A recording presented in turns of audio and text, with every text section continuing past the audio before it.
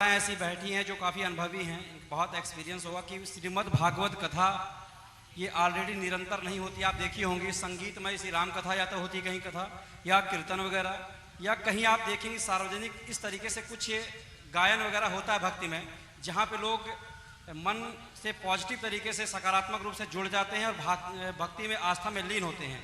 लेकिन श्रीमद् भागवत कथा आपने देखा होगा कि जब लोग जिनके माँ बाप अपने बच्चों को अच्छे शिक्षा संस्कार यानी जनरेशन उनकी काफ़ी पॉजिटिव रहती है, जब गया ठाकुर द्वारा जाके चारों धाम किया जाता है तो मेरे ख्याल से तभी जाके श्रीमद् भागवत कथा का आयोजन होता है।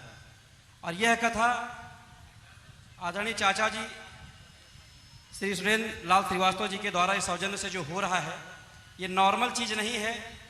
कथा तो आप लोग निरंतर सुनते हैं, तमाम कार्यक्रम बहुत आयोजन में भी आप लोग आते जाते हैं, लेकिन श्रीमद् भागवत ज्ञान कथा वही होती है जहाँ भगवान को स्वतः उनका आशीर्वाद प्राप्त होता है। उसी धरती पे कलश यात्रा निकलती है और जो कन्याएं जो बच्चियां सर पे कलश उठाती हैं, ये भी सौभाग्य सबको नहीं मिलता है। कहते हैं कि लड़कियां जन्म तो हर आदमी देता है, लेकिन यशोदा माता की तरह पालने की क्षमता सब में नहीं होती। तो इसी तरीके से कलश यात्रा में बहुत बच्चियां हैं, लेकिन उसमें से कुछ ऐसे ही सौभाग्यशाली होंगी जिनके सर पे गंगा जी का कलश उठाने का सौभाग्य मिला होगा। जैसे बहुत माँ बाप बच्चियों को जन्म देते हैं, कन्यादान करने का सौभाग्य सबको नहीं मिलता है, उसी तरीके से कलश यात्रा में श्रीमद् भागवत कथा में आयोजन में उपस्थित होने का सबको यह अवसर नहीं मिलता है। और यहाँ के ग्रामवासियों से हम ये निवेदन जरूर करेंगे कि इसमें किसी भी प्रकार का यदि परिवार से या परिवार के किसी भी सदस्य से या किसी भी कारणवश कोई भी मनमुटाव हो तो इसको भी आप लोग इग्नोर करके, ये भगवान से जुड़ने का एक आस्था का ये केंद्र है। आप लोग ये गांव में आपकी कथा किसी का व्यक्तिगत नहीं होता, ये धार्मिक आस्था का केंद्र है, ये सभी लोगों का ये आयोजन है। तो आप लोग बढ़ चढ़कर इसमें हिस्सा लें, क्योंकि आपके नगर पंचायत जहांगीरगंज में 17 वार्ड हैं और जितना बढ़िया भव्य कलश यात्रा यहाँ निकला है, मेरे ख्याल से इतना प्रशासनिक सपोर्टिंग और इतने लोग, ये इतिहास है। अब मैं तो हमारे पास तमाम कमेंट आ रहे हैं फेसबुक व्हाट्सएप ट्विटर पे मैं डाला, तमाम मेरे पास कमेंट आ रहे हैं और इतना तन्मयता कहीं से भी कोई सकारात्मक रूप से नहीं दिखा पाता।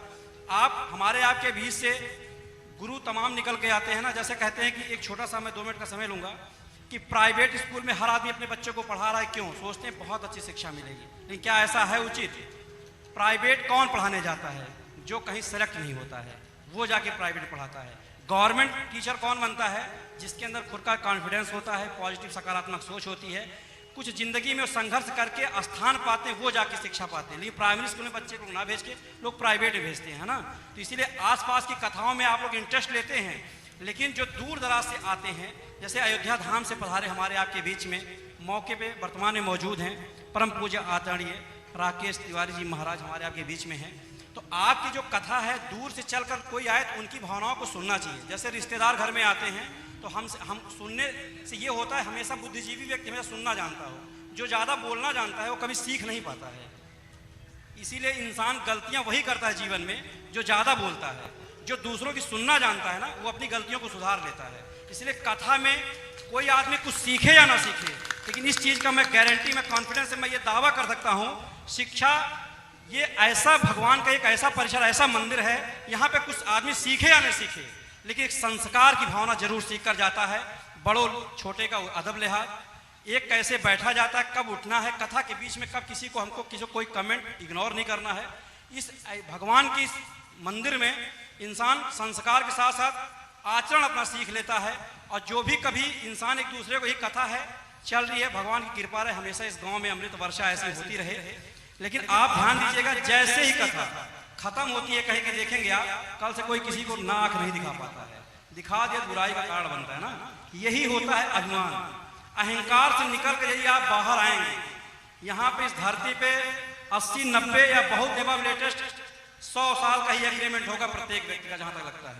इसलिए प्रयास करें आप लोग कि मन मुटाव खत्म कर कथा में आस्था में लीन हो, और जो भी समर्पित हो, एक एक धन एक एक प्रॉपर्टी यहीं चले जाना है। सिर्फ हमारी संतुष्टि है, ये मेरे हैं, मेरे पास ये है, मेरे चाचा के पास ये है, ये मेरे पिताजी के पास, ये सिर्फ भावना है, सब यहीं रह जाएगा। एग्रीमेंट खत्म होगा, सब छोड़ के चले जाएंगे। लेकिन इस धरती की महिमा ऐसी है, क्या ही कहा जाए। अगर ये धरती बहुत अगर धरती बहुत अच्छी होती तो बच्चा रोते रोते पैदा क्यों होता, अब बहुत बुरी होती तो अकेला इंसान जाते जाते सैकड़ों को रुला कर क्यों जाता। दोनों चीजें हैं, समझने का जरिया है।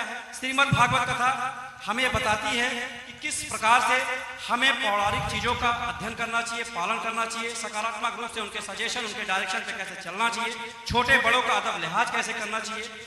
माँ बाप गए ठाकुर द्वारा चारों धाम करने जाते हैं, उसके बाद कथा का यह आयोजन होता है।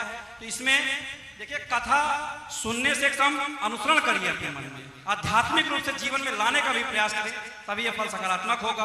धन्य है चाचा जी आदरणीय सुरेंद्र लाल श्रीवास्तव जी, जो इन्होंने इतना बड़ा सौजन्य से ये कार्य किया है। क्योंकि श्रीमद् भागवत कथा मैंने जो देखा है अभी तक, ये सार्वजनिक रूप से गांव वालों की मदद से होता है, व्यक्तिगत रूप से कोई कर नहीं पाता है, क्योंकि इतनी क्षमता ना होती किसी की है, ना कोई दिखाना ही चाहता है। आधुनिक युग के इस महंगाई में हर व्यक्ति परेशान है, लेकिन चाचा जी आपके परिवार ने काफी संघर्ष किया, मेहनत किया, और आप ही के द्वारा एक सूर्य भगवान की रोशनी पूरे विश्व को उजालित करती है, उसी तरीके से प्रकाश में करने का काम आचार्य महाराज जी करेंगे। और हमें ये पूरा उम्मीद है, और जहां तक ये आवाज हमारी जारी है, इस फतेहपुर के खास पावन धरती पर अगले दिन हम ये पूरी उम्मीद करेंगे यहाँ के गांव के बहन भाई माताओं बहनों से कि भीड़ इतनी ज्यादा होगी कि चाचा जी को हमारे टेंट बढ़ाने की आवश्यकता पड़ जाए, जिससे लगे महाराज जी भी एक इतिहास, एक यादगारी लेकर जाएं कि यहाँ के लोगों के अंदर क्या है भावनाएं। कहते हैं कि इंसानियत इंसान को इंसान बना देती है, इंसानियत इंसान को इंसान बना देती है, मुश्किल हर घड़ी को आसान बना देती है। लोग यूं ही नहीं जाते कथा और मंदिरों में पूजा करने, आस्था ही पत्थर को भगवान बना देती है, आस्था ही पत्थर को भगवान बनाती है। तो जब पुनः हम आदरणीय अयोध्या धाम से पधारे हमारे बीच में उपस्थित परम पूज्य आदरणीय श्री राकेश तिवारी जी महाराज का हम पुनः आभार व्यक्त करते हैं कि आप अपना कीमती समय निकाल कर अपने मुखारबिंद से भक्तों को कथा का रसपान करा रहे हैं। और आप सभी से निवेदन है कि आप लोग प्रेम पूर्वक कथा का रसपान करें, और चाचा जी का, हमारे आदरणीय सुरेंद्र लाल श्रीवास्तव जी का भी सपोर्ट करें, जिससे परिसर जब भरा रहेगा।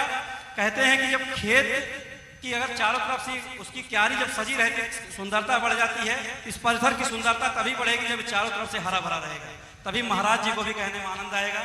और प्रयास करेंगे, ये उम्मीद है कि आप लोग साथ देंगे। पुनः धन्यवाद। जय श्री राधे।